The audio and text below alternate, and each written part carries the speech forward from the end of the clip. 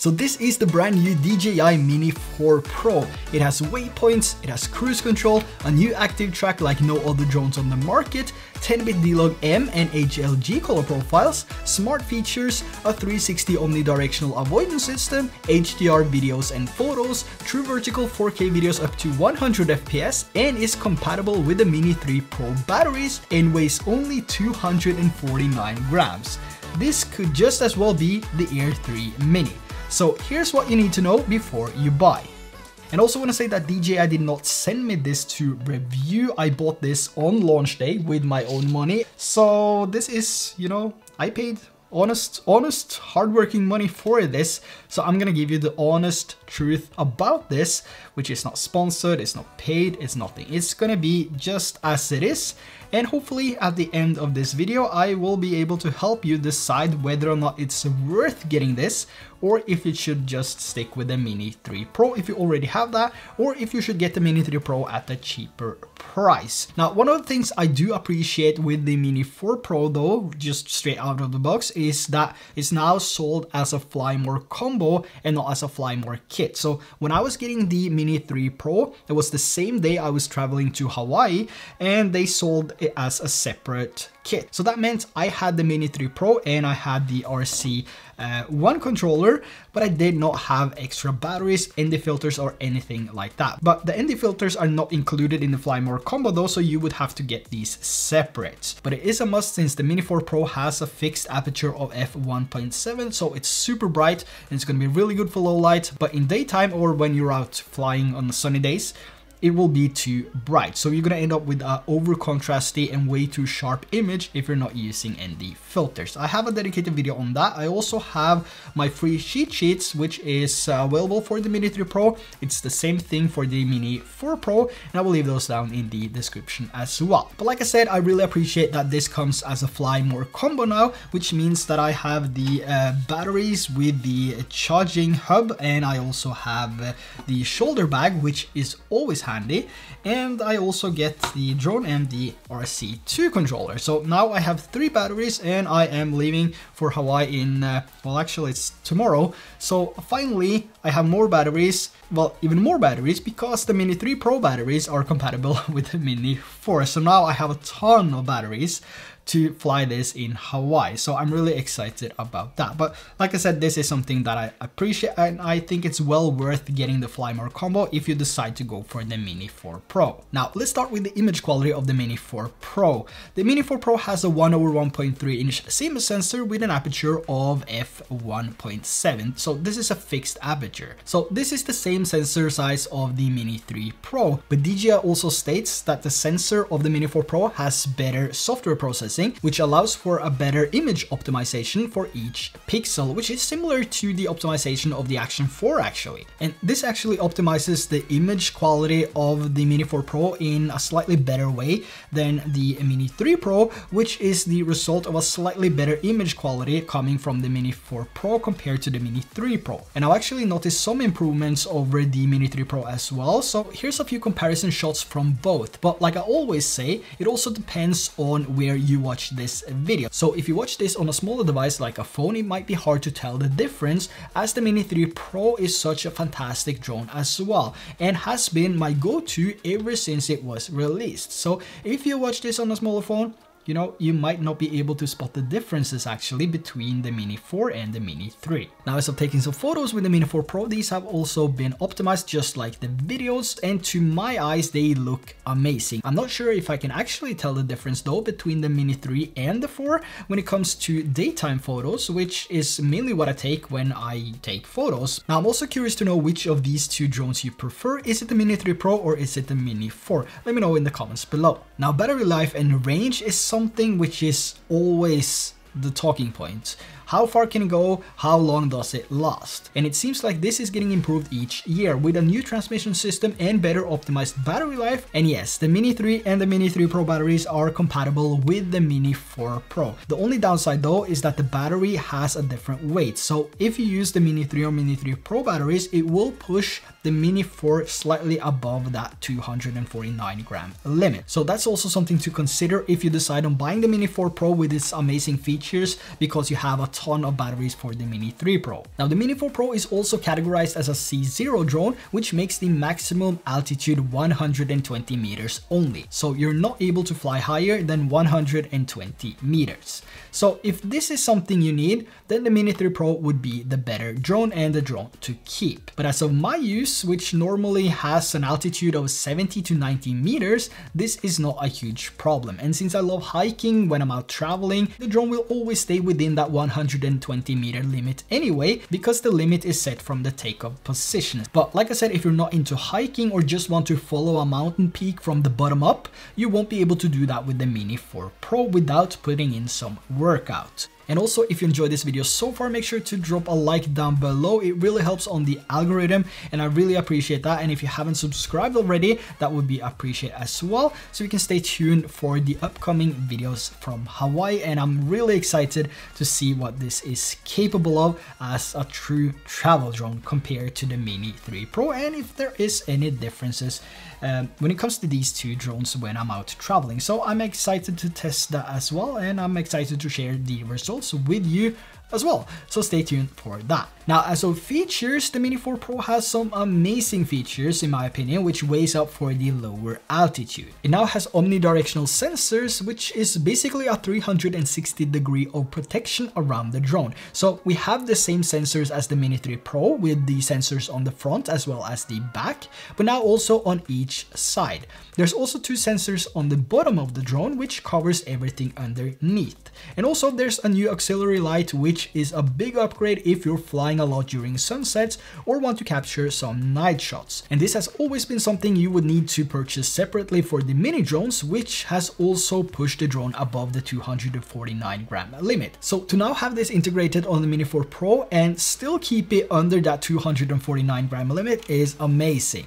Another thing before I forget it though, the Mini 4 Pro does not have an internal fan, nor did the Mini 3 Pro, but what's changed now is that the Mini 4 Pro is even more stripped down than the Mini 3 Pro. So looking inside both of the drones here, you can also see there's a bigger opening through the Mini 4, and this wider gap will help increase the airflow to the battery and also the other components inside the Mini 4 Pro, which will help keep them cool. How this works in warmer climates where there is high humidity is hard to say, but I will definitely give it a test once I get to Hawaii. Now, as of resolution, the Mini 4 Pro can shoot 4K HDR videos up to 60 FPS and even 4K slow motion up to 100 FPS or even 1080p at 200 FPS if you want that super slow motion, which is amazing and something I've been looking forward to test in Hawaii. Just watching them waves from above in 4K slow motion, wow, it's gonna be epic.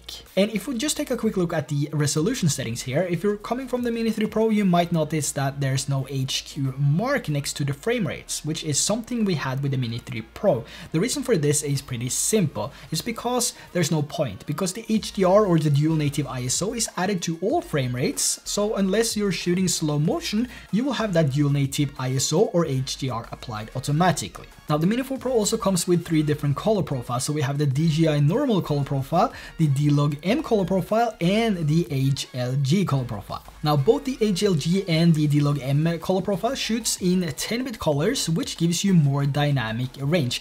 And especially the D-Log M profile, it allows you to color correct and grade further, so you'll get more information in the highlights and shadows, which makes it both easier and better to color grade. And I'm also using my own LUTs for this, which has been developed over years, and these are my go-to for all devices regardless of camera or profile. My intention when making these was to make a LUTs pack that lasts forever without needing to buy new LUTs for each new device. So if you like the look of these LUTs, there is a link down in the description below with a discount code added, so make sure to check them out along with my free cheat sheets for the Mini 3 Pro and the Mini 4 Pro. Now, we still have the same vertical shooting mode on the Mini 4 Pro as we had on the Mini 3 Pro and the Mini 3, which is amazing. So you can now also rotate the gimbal of the Mini 4 Pro just like you could with the Mini 3. And I've set this to the C2 button, so whenever I need to shoot some vertical content for Instagram or something, I can just press that button and it will just rotate over to that vertical mode. And this is really perfect for shooting content for something like Instagram, TikTok, YouTube Shorts, or Facebook, or any other platform that has the option to have vertical vertical videos. Like when you swipe on Instagram, for example, if you have vertical content, it's going to look better because it's going to be better optimized in that vertical position, which is the size and the format of your phone. And the good thing about this is that there is no crop. So you'll be taking the full advantage of the sensor without the loss of quality, which will also make your vertical content stand out, even from someone using a bigger drone that has to crop in for a vertical video. So just like the Mini 3, a huge advantage if you're shooting vertical videos.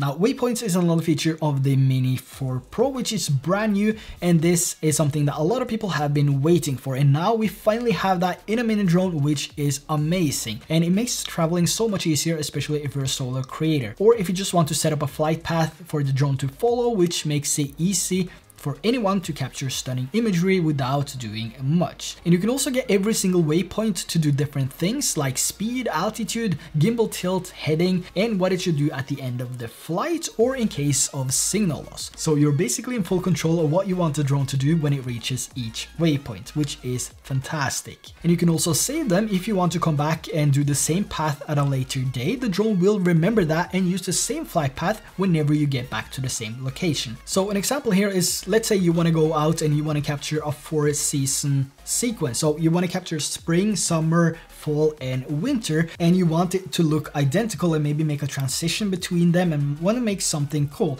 You can actually do that now with waypoints because you can save the flight path. So even though it will take the whole year, you can go back and you can do the exact same flight path for those different seasons, and then you can later, at the end of the year, you can pull them together and you can create something amazing. And to just have that in a mini drone, now under 249 grams, and it's C0 label, so you don't need to register with the FAA either. It's just amazing to have it in a mini drone. So let me know your thoughts on that down in the comments below.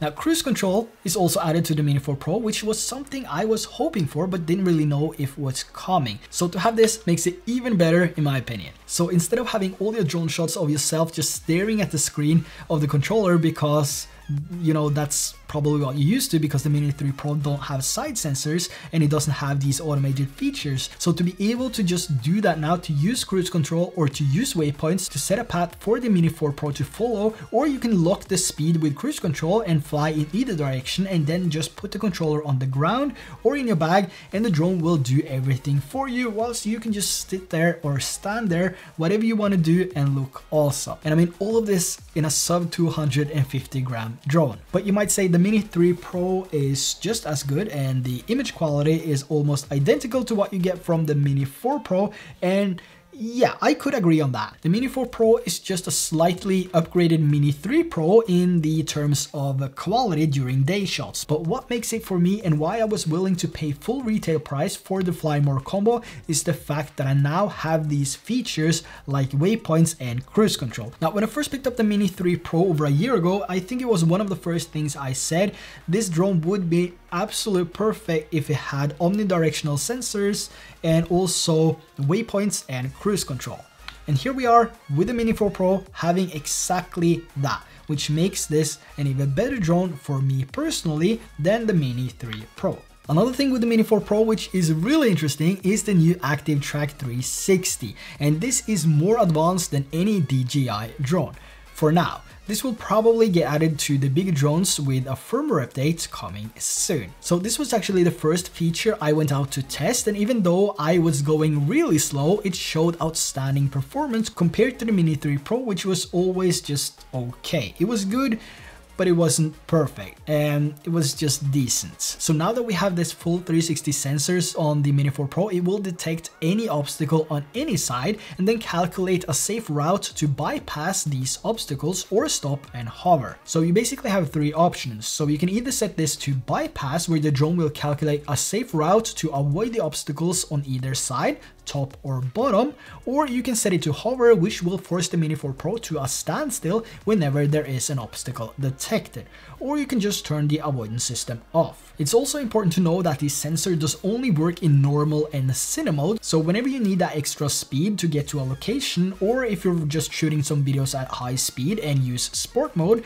the obstacle avoidance sensors will be turned off automatically. But the new Active Track on the Mini 4 Pro is amazing. It is fantastic. fantastic and it's so much fun to use. So you basically have this new tracking wheel on the left hand side here, and instead of just selecting which side, you can also just draw a line of how you want the drone to track you. And you also have two circles here, which you can see. So you have this inner circle and this outer circle where you can decide the tracking distance of the drone itself, which is pretty awesome.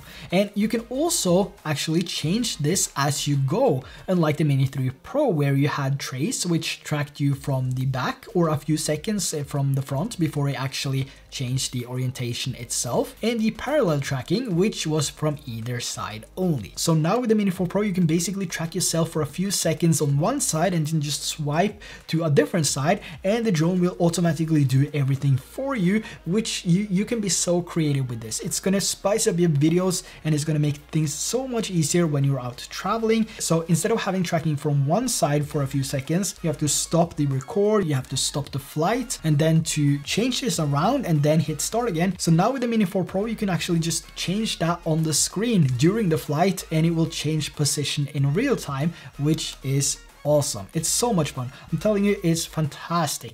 It's definitely, if you do a lot of tracking, it's definitely worth it just because of this. So this is basically a huge upgrade and a game changer for someone like me, which, you know, want to have everything in one device, a small drone that literally fits in my pocket. And the awesome part about this is that you are not limited to 16:9 tracking. You can also do this in vertical mode, and you can also do it in 4K 100 FPS if you want some really nice high quality slow motion footage for something like Instagram, TikTok, YouTube Shorts, or Facebook, or any other social media platform.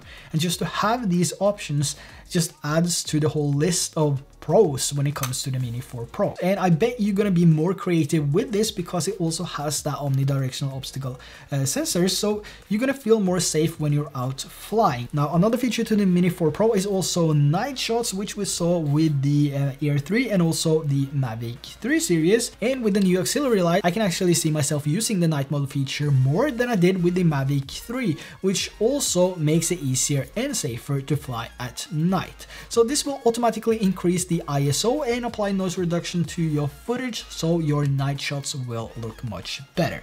Now, the Mini 4 Pro also comes with the new OcuSync 4.0 transmission system, which was introduced to the Air 3, and this is going to give you the best of the best that DJI has to offer. So you now have a range up to 20 kilometers in FCC and 10 kilometers in CE, which we all know is maybe about 1,000 meters here in Europe. But it's not only that, you also get a much better transmission signal overall, so the dropouts are less likely to happen when you go slightly behind trees or something. And the DJI RC2 controller, which was first introduced with the Air 3, is now available with the Mini 4 Pro as well, which I'm really happy about. The RC-N1 controller for the Mini 3 Pro, it's such a laggy device and it just got worse over time, but now with the RC2 controller, which has a new and better chip inside, it's smooth and it's really nice and comfortable to navigate around. Another thing to note is that the RC2 controller is also 700 nits, so it's not going to be any different from the RC1 controller when it comes to brightness. But the overall use of the RC2 controller, I think this is starting to become my favorite controller, and it's definitely better than the RC1 controller with its updated chip inside, which makes it run smoother. But the big question is, should you upgrade if you already have the Mini 3 Pro? As I can see, it really comes down to what you want and need in a drone. So with the Mini 4 Pro, for example, you can expand on the creative part with the new waypoints, cruise control, active track 360, night shots, and the different color profiles. And these things will never come to the Mini 3 Pro. So if you're waiting for this to come to the Mini 3 Pro, well, you're gonna have to wait forever, because it has something to do with the sensors which we now have on the Mini 4 Pro, the omnidirectional 360 sensors, and this makes it safer to implement these features, allowing us to use them. So without these, it wouldn't be safe to fly the Mini 4 Pro with waypoints and cruise control. So if you were using cruise control and flying sideways, well, that could end in disaster, and the same with waypoints as well. So that is the reason why these things are not coming to the Mini 3 Pro. But on the other hand, if you don't need any of these features, and if you're happy with the way that you have been flying the Mini 3 Pro, maybe for the last year, you know, stick with the Mini 3 Pro. You don't need the Mini 4 Pro if that's the case. If you're happy with the Mini 3 Pro, if you don't need the features, if you don't need the slightly upgraded image quality and the 4K 100 FPS slow motion and all of that, then, you know, stick with the Mini 3 Pro. But if it was up to me, I would, you know, if you're a beginner, if you're just starting out, if it's going to be your first drone, get the Mini 4 Pro because it has all the features. It has that omnidirectional sensors. So now that we have this on the Mini 4 Pro, it makes the drone complete. But I'm also really curious to know your thoughts on this, your honest opinion about the Mini 4 Pro. Is this something that you will get? Is this something that you have been waiting for? Or will you just get the Mini 3 Pro, which has sensor? It has sensors on the front. It has tri-directional sensors. So it has on the front and it has on the back, and it also has on the bottom. So the only thing that this doesn't have is the sideways sensors. So if you're never gonna fly, if you're not interested in flying sideways, if you're not interested in the better optimized tracking system, you know, get the Mini 3 Pro. It's a fantastic drone and it has been my go-to for the past year, and I'm also bringing this to Hawaii. Like I said, I'm gonna do my own comparison of these two drones and, you know, find out which is gonna be the better travel drone. So there you have the Mini 4 Pro in a nutshell. I'm really excited to show you more of what this drone is capable of. So make sure to hit that subscribe button if you aren't subscribed already. And also if you found any value in today's video, let me know by dropping a like. That really helps sharing this video with others as well. And it helps me make these unsponsored, unpaid, honest reviews as well. So with that said, thanks for watching and I will see you in the next one.